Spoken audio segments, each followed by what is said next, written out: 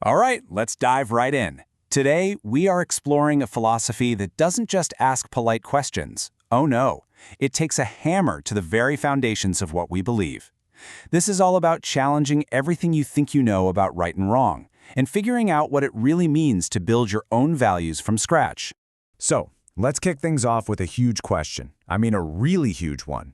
What if the moral compass that we've all been handed, the one that's guided our societies for centuries, what if it was all based on incredibly elaborate, well-told lies? Lies that were designed for a purpose that has absolutely nothing to do with truth. And that leads to this powerful idea: convictions are prisons. Think about that. The more certain we are about something, the more locked in we become. It's like we're in a cell. We can't see far enough, we can't get a higher perspective, because the very walls of our certainty are blocking the view. So, if our beliefs are prisons, how do we test the walls? Well, this philosophy suggests we use our minds like a hammer. The point isn't just to smash everything for the fun of it. It's to sound out our big ideas. Tap on them, listen for that hollow echo that tells you something's not solid, that it might just be empty inside. And here it is, the first big swing of that hammer. A claim so radical it can stop you in your tracks: there are no moral facts. Good and evil aren't things that exist out there in the universe, waiting for us to find them. Nope.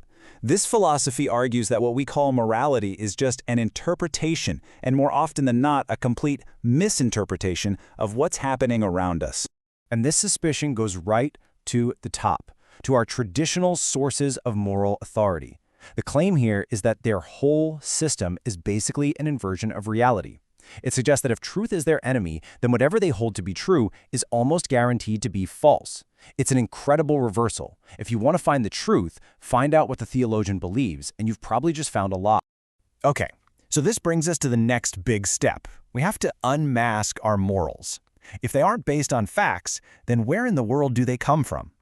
Well, according to this way of thinking, the answer is buried deep inside our own psychology and the eternal dance of power. And this is where we see a critical split. The philosophy identifies two completely different kinds of morality. On one side, you have the morality of the weak. It's born from resentment, from the feeling of being powerless. It celebrates things like pity and humility because those values make suffering feel noble. It fundamentally says no to life's raw instincts. But then, on the other side, you have the morality of the strong.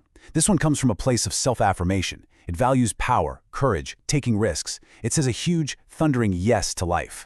So you have to wonder, where does that first kind of morality, the morality of the weak, get all its authority? From a world of pure fiction, apparently.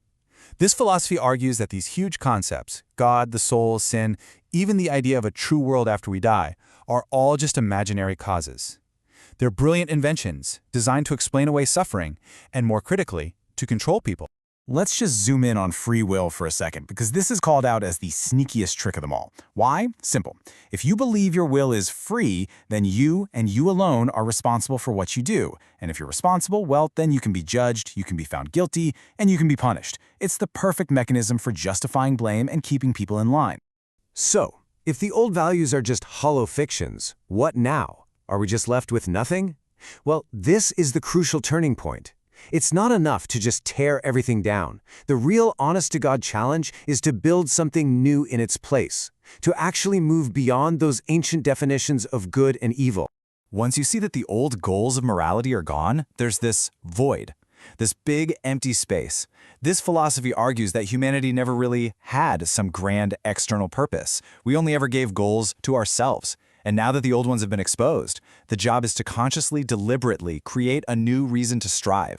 And that brings us to a whole new definition of good. And let me tell you, it's not about being meek or selfless.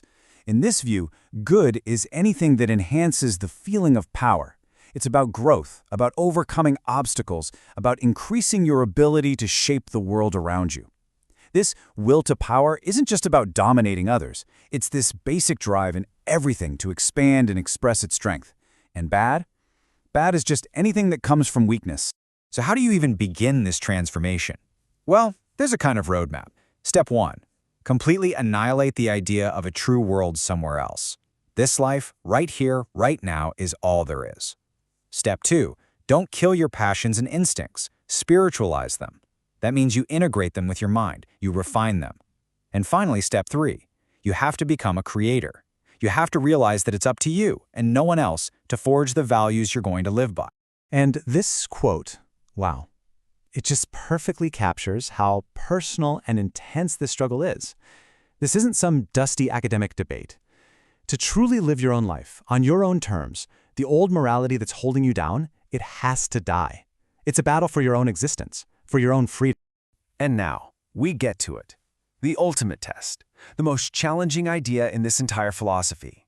It's not presented as some fact you have to believe, it's a thought experiment, and it's one that's designed to completely change how you live from one moment to the next. The logic at its core is actually pretty simple to grasp. Just imagine the universe has a limited amount of stuff in it, a finite amount of energy. But it has an infinite amount of time to play with that stuff, to arrange it and rearrange it in every possible way. If you follow that logic, it leads to a truly staggering conclusion. If there's only so much energy but endless time, then every single possible combination must have already happened before, which means this exact moment, it's already happened, and it will happen again and again and again, infinitely. The universe is just a giant repeating cycle. But okay, let's put the cosmic physics aside for a minute. Who cares about that, right? What does this actually mean for you? We're shifting now from the logic of the idea to its deep, personal, psychological weight. This is where the thought experiment really kicks in. Just take a moment and really absorb that. It's not just the big stuff. It is every single pain, every pleasure, every friend, every enemy, every stupid mistake, every little triumph, the entire detailed fabric of your life, repeating forever, with not a single detail changed. And this is what transforms the whole thing from a weird theory into a powerful tool for living. It becomes the ultimate test, the best ballast, to give your life weight and meaning. It all boils down to one single question you have to ask yourself before you do anything at all. And here's that question, aimed right at you. Before every choice you make, big or small, you have to ask, would I be willing to do this again and live with its consequences for all of eternity? Could you look at this moment and shout, yes, again? That becomes the new standard for how you live. But you know, this idea isn't meant for everyone. The philosophy is pretty upfront about that. It suggests that only the people who can look at their entire life, all the good, all the bad, all the suffering, and joyfully say yes to it, those are the ones who truly overcome. It becomes a kind of selection process for the strongest spirits. So we end with this haunting, powerful image, your life, an hourglass, flipping over and over, forever. The question this leaves us with isn't, is this literally true? The real question is, how would you live your life differently if it were true? Would you be crushed by that weight, or would you find a way to make it your greatest source of joy and strength?